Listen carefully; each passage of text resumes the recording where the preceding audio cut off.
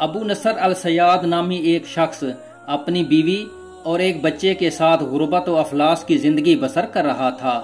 ایک دن وہ اپنی بیوی اور بچے کو بھوک سے نڈھال اور بلکتا روتا گھر میں چھوڑ کر خود غموں سے چور کہیں جا رہا تھا کہ راہ چلتے اس کا سامنا ایک عالم دین احمد بن مسکین رحمت اللہ علیہ سے ہوا، جسے دیکھتے ہی ابو نصر نے کہا، اے شیخ، میں دکھوں کا مارا ہوں اور غموں سے تھک گیا ہوں۔ شیخ نے کہا، میرے پیچھے چلے آؤ، ہم دونوں سمندر پر چلتے ہیں۔ سمندر پر پہنچ کر شیخ صاحب نے اسے 2 رکعت نفل نماز پڑھنے کو کہا۔ نماز پڑھ چکا تو اسے ایک جال دیتے ہوئے کہا، اسے بسم اللہ پڑھ کر سمندر میں پھینکو۔ جال میں پہلی بار ہی ایک بڑی ساری عظیم الشان مچھلی پھنس کر باہر آ گئی۔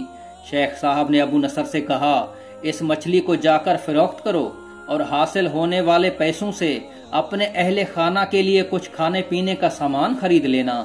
ابو نصر نے شہر جا کر مچھلی فروخت کی۔ حاصل ہونے والے پیسوں سے ایک قیمے والا اور ایک میٹھا پراٹھا خریدا اور سیدھا شیخ احمد بن مسکین کے پاس گیا اور اسے کہا کہ حضرت، ان پراٹھوں میں سے کچھ لینا قبول کیجئے۔ شیخ صاحب نے کہا، اگر تم نے اپنے کھانے کے لیے جال پھینکا ہوتا تو کسی مچھلی نے نہیں پھنسنا تھا۔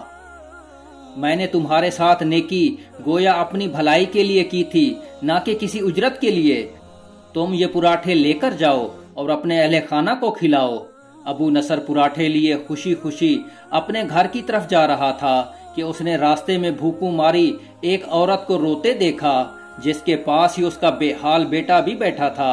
ابو نصر نے اپنے ہاتھوں میں پکڑے ہوئے پراٹھوں کو دیکھا اور اپنے آپ سے کہا کہ اس عورت اور اس کے بچے اور اس کے اپنے بچے اور بیوی میں کیا فرق ہے؟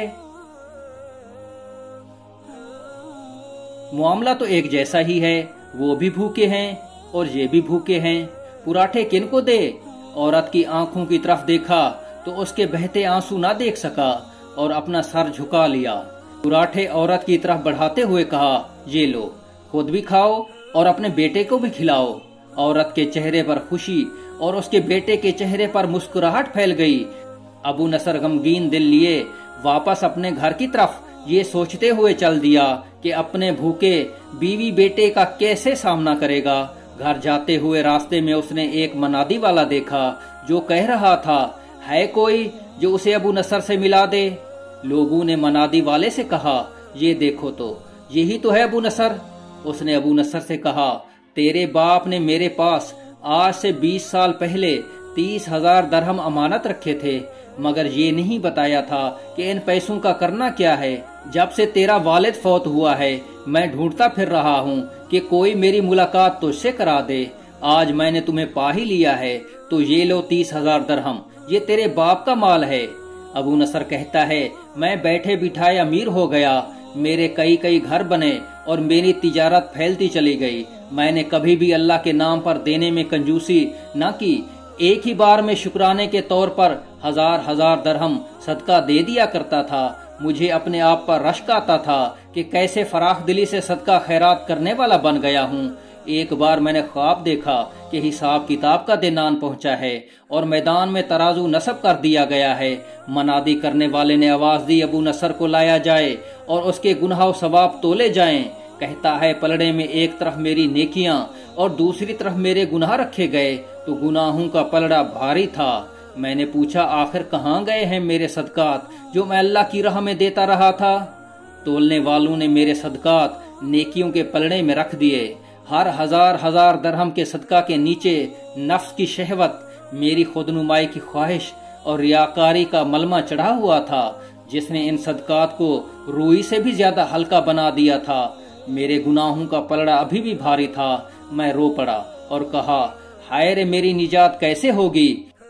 منادی والے نے میری بات کو سنا تو پھر پوچھا، ہے کوئی باقی اس کا عمل؟ تو لے آؤ۔ میں نے سنا ایک فرشتہ کہہ رہا تھا، ہاں، اس کے دیے ہوئے 2 پراٹھے ہیں جو ابھی تک میزان میں نہیں رکھے گئے۔ وہ 2 پراٹھے ترازو پر رکھے گئے تو نیکیوں کا پلڑا اٹھا ضرور، مگر ابھی نہ تو برابر تھا اور نہ ہی زیادہ۔ منادی کرنے والے نے پھر پوچھا، ہے کچھ اس کا اور کوئی عمل؟ فرشتے نے جواب دیا، ہاں، اس کے لیے ابھی کچھ باقی ہے، منادی والے نے پوچھا وہ کیا ہے؟